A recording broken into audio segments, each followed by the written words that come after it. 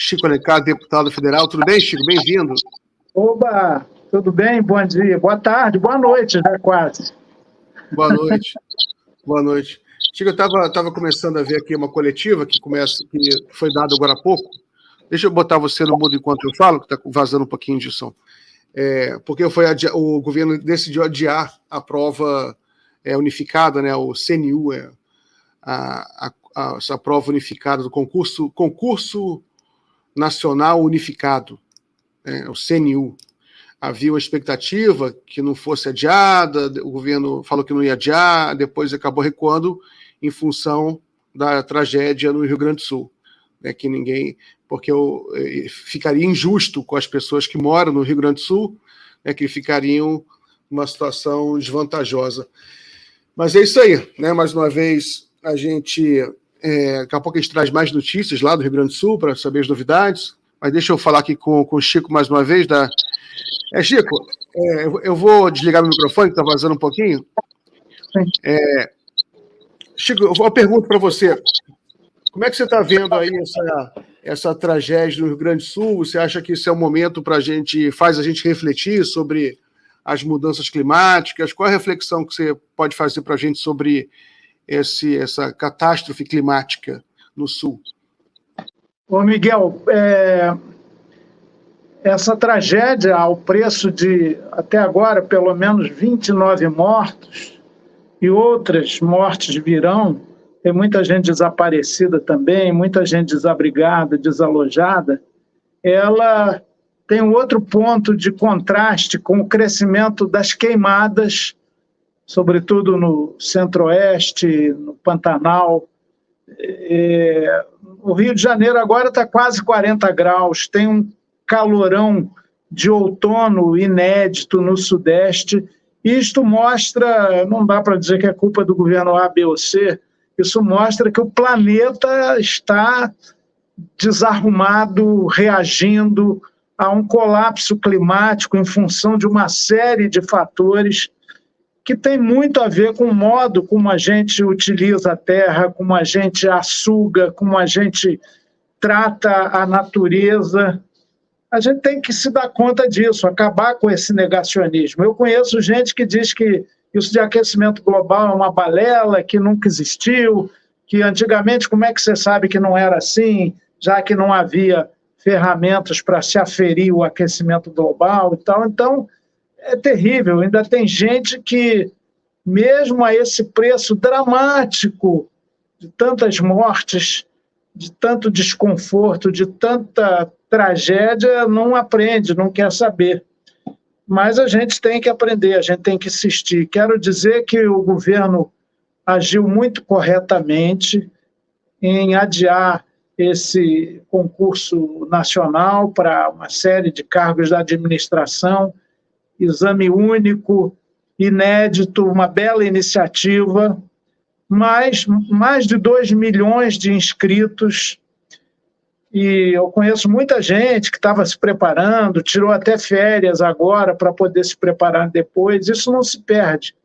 E é um dever de solidariedade, não teria cabimento, não seria justo se realizar um concurso com 85 mil inscritos do Rio Grande do Sul, sem falar que essas enchentes estão chegando no sul de Santa Catarina.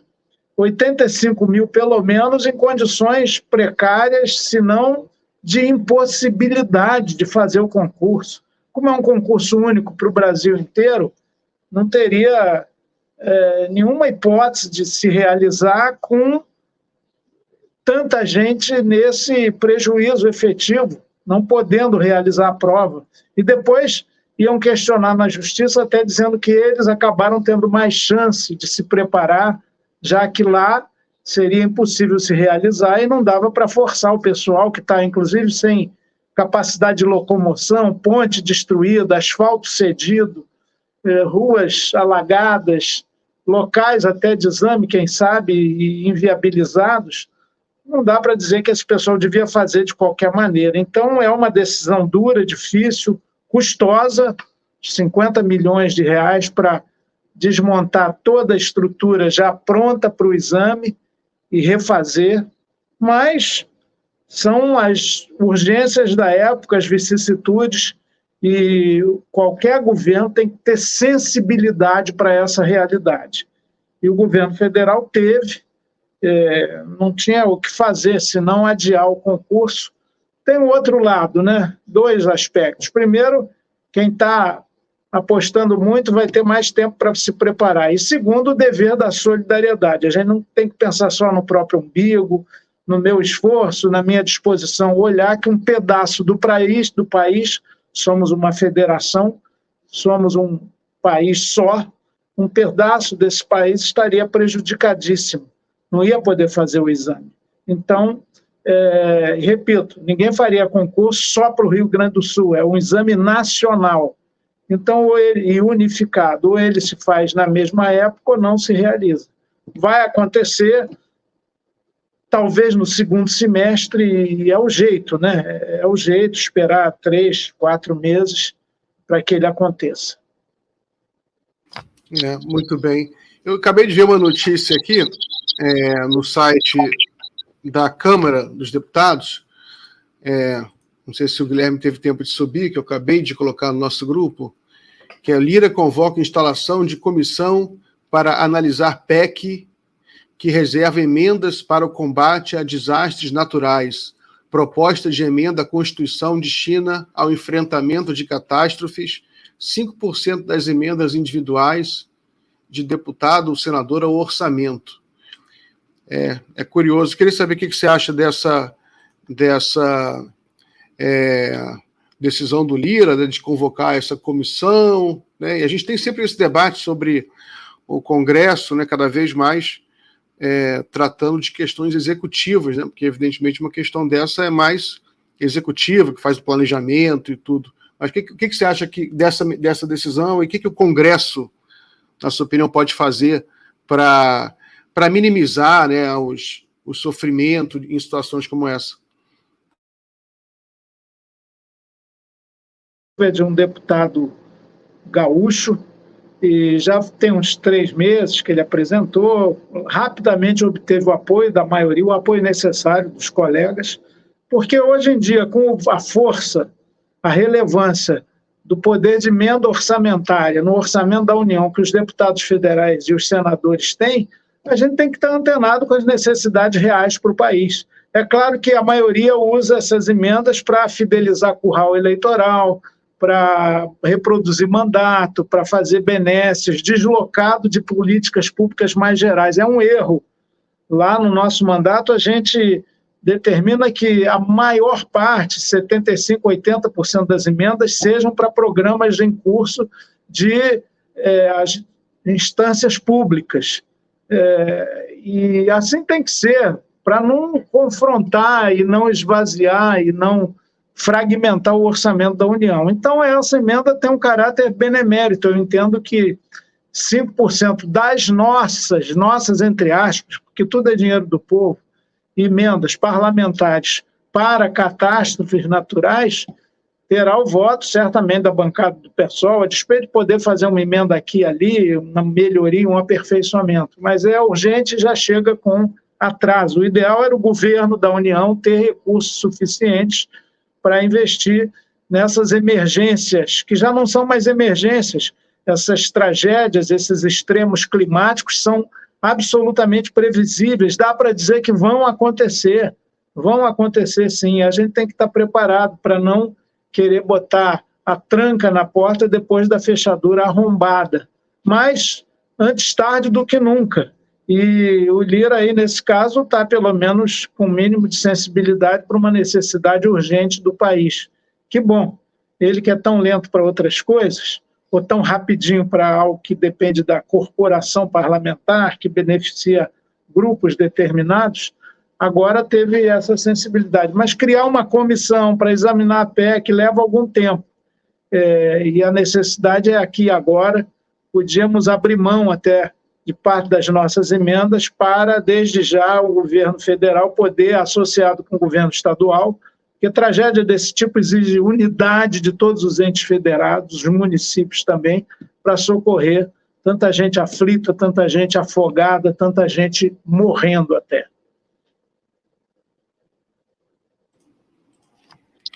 Muito bem. O governador Eduardo Leite está dando uma coletiva agora, para apresentar, para falar atualizar sobre as novidades do desastre climático. Daqui a pouco eu coloco aqui. Chico, sobre as eleições municipais, já começam a sair algumas pesquisas, né? Há uma grande expectativa sobre como vai se desenrolar. Qual é a sua expectativa para as eleições municipais, sobretudo nas capitais? Você é do Rio de Janeiro, pode falar um pouco sobre o Rio de Janeiro, qual a sua expectativa? Eu sei que o pessoal tem um candidato próprio, tanto no Rio de Janeiro quanto em Niterói, a Tharília Petroni é candidata. Eu queria que você... Mas você podia falar também sobre a sua expectativa, a sua análise de forma nacional, como é que você espera quais são as grandes forças, na sua opinião, que vão atuar nessa eleição municipal? Como você acha que a esquerda brasileira, o campo democrático, quais os cuidados que devem ser tomados para não evitar que as divisões no primeiro turno acabem gerando problemas no segundo turno? Enfim, qual a análise geral que você faz? Deixa eu ligar seu microfone. Pois não. Desculpa, pode falar. Eleição municipal, é claro que tem um foco muito na realidade de cada município, grande ou pequeno, capital ou não. Tem esse aspecto, essa singularidade. Está certo. As pessoas vão votar e escolher prefeitos e vereadoras nessa perspectiva. Aqui no Rio, inclusive, o PSOL, a exemplo de Tharília, do PSOL em Niterói, tem como pré-candidato o Tarcísio Mota. Há uma perspectiva de, em segundo turno, haver uma união de forças, tanto do lado da direita, se vier dividida, em muitas capitais, como parece vir, quanto do campo progressista da esquerda. Eu espero que a racionalidade predomine, que não haja um voto de raiva, um voto passional, um voto superficial. Até porque o voto desatento leva à milicianização da política, leva a se ter representantes do povo, até na esfera federal, como se vê, com acusações sobre vinculações com o crime, com a gangsterização da política. Pelo menos isso eu espero, um voto mais qualificado de sua excelência, a eleitora e o eleitor. Segundo lugar, eu espero que as forças da racionalidade, do progressismo, da democracia estejam na disputa desse segundo turno e que aí o candidato com uma postura mais aberta e democrática seja o preferido. Aqui no caso do Rio, nós do PSOL temos muita dificuldade de nos aproximar com Eduardo Paes, não só pelas críticas à gestão dele, muito centralizada, muito tecnocrática, em muitos aspectos bem privatizantes, mas pelo arco de alianças que ele está fazendo, inclusive com Eduardo Cunha, por exemplo, que simboliza um tipo de política que a gente combate, rejeita, não aceita, o fisiologismo, essas alianças sem critério programático e ideológico. Então, é bom que haja um contraponto a isso. É claro, sempre na perspectiva de unidade contra a extrema-direita, o bolsonarismo, o reacionarismo, o negacionismo, caso ele desponte e figure como um dos polos da disputa, como pode acontecer em São Paulo, onde a unidade se dá em torno do candidato, do pré-candidato, melhor dizendo, do PSOL, que é o Guilherme Boulos. Aqui no Rio, né, as pesquisas todas mostram, mas ainda falta muito tempo para a eleição, não houve debate, visibilidade dos candidatos, mas mostram uma vantagem para o atual prefeito, para a sua recondução ao cargo. Ele até aqui, pelo que se vê, apesar do apoio já definido do PT, ele não aceita o PT nem como vice, porque aí já está pensando mais adiante ainda, eleição para governador em 2026, ele saindo para o governo do Estado e sendo eleito, não quer deixar a prefeitura da capital com quem esteja mais à esquerda que ele. Enfim, esses raciocínios, essas estratégias políticas que acabam muitas vezes ocultando o principal. Qual é a sua proposta de governo democrático, popular, participativo para cada cidade? Qual é a sua relação com a ética política? Qual é a sua relação com o fisiologismo, com o clientelismo, com aquilo que é forte no Rio, que são as milícias, com o crime organizado? No nosso caso do Rio de Janeiro, isso vale para praticamente todos os municípios, 92 do estado inteiro, para tirar, extirpar essa metástase que eu tenho chamado de milicianização da política. Só Sua Excelência, a eleitor e o eleitor podem fazer isso. Com aquilo que eu já disse, repito, voto qualificado, criterioso, bem analisado, inclusive para a Câmara Municipal. Veja a dificuldade de Lula tendo minoria, como tem na Câmara dos Deputados e no Senado. Se contar o campo progressista, lato sensu, não tem 140 deputados ao todo, deputados e deputadas. No Senado, a proporção também não é muito diferente dessa. Há uma maioria conservadora, muitas vezes hegemonizada pela extrema-direita. Os liberais clássicos têm se apequenado no cenário político, aliás, isso no mundo inteiro. Essa chamada polarização é uma polarização só da extrema-direita, porque o PT e o Lula não são extrema-esquerda, nunca foram, e muito menos agora. Às vezes, até na nossa avaliação, fazem concessões excessivas a uma direita que não corresponde à aliança política proposta, aos ministérios entregues, enfim. É um quadro difícil, de expectativas, mas a disputa política bem feita, ela sempre melhora a civilidade política da população. A gente espera que assim aconteça. Chico, uma pergunta sobre a manifestação. Sobre o 1º de maio, houve muita crítica ao fato das centrais sindicais não conseguirem mobilizar uma quantidade mais expressiva de gente, acabaram, segundo esses críticos, expondo o presidente Lula a um evento que não foi de grandes proporções, e você sabe que tem aí uma disputa de imagem, uma disputa simbólica com a extrema-direita no Brasil, que tem uma capacidade de mobilização muito grande. A que você atribui as dificuldades da esquerda hoje de mobilizar mais gente, colocar mais gente na rua? Quais são as dificuldades políticas? Como é que você vê essa questão? Espera aí, Chico, eu estou desligando o microfone quando eu falo, porque está para vazar, deixa eu ligar de novo. Pronto, pode falar. Esse fato real do encontro do Dia Internacional da Trabalhadora e do Trabalhador em São Paulo ter tido pouca gente, na verdade, no Rio nem se fala, em outras capitais também, foi muito fraco, está dentro de um contexto geral de mudança, inclusive nas relações de produção, de dispersão da classe trabalhadora, de desmaterialização da produção, das mudanças tecnológicas. Esse é um aspecto. Já não há aquele grande chão de fábrica, as massas operárias dos anos 90, onde emergiu um grande líder sindical metalúrgico, Lula. Tudo isso mudou muito. Então, hoje em dia, de um lado, há isso, uma capacidade de mobilização pelos sindicatos muito menor. E a própria quantidade das categorias, pode ver nos estaleiros, os metalúrgicos, os bancários, a modernização tecnológica diminuiu muito, os próprios jornalistas, não diminuiu, foi a minha categoria, muito precarizada, que é a dos professores. E professor é trabalhadora também. Mas mudou o perfil da classe trabalhadora brasileira, tem muito cuentapropista, como dizem em Cuba, tem muito autônomo, tem muita gente de aplicativos, tem muita uberização do trabalho, o que dispersa a própria classe.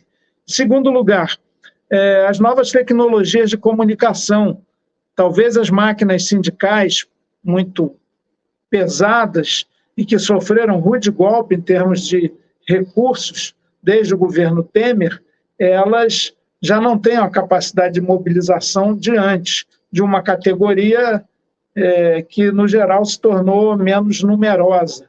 E muitos setores, até o que a gente chama socialmente de classe média, não se percebem como da classe trabalhadora.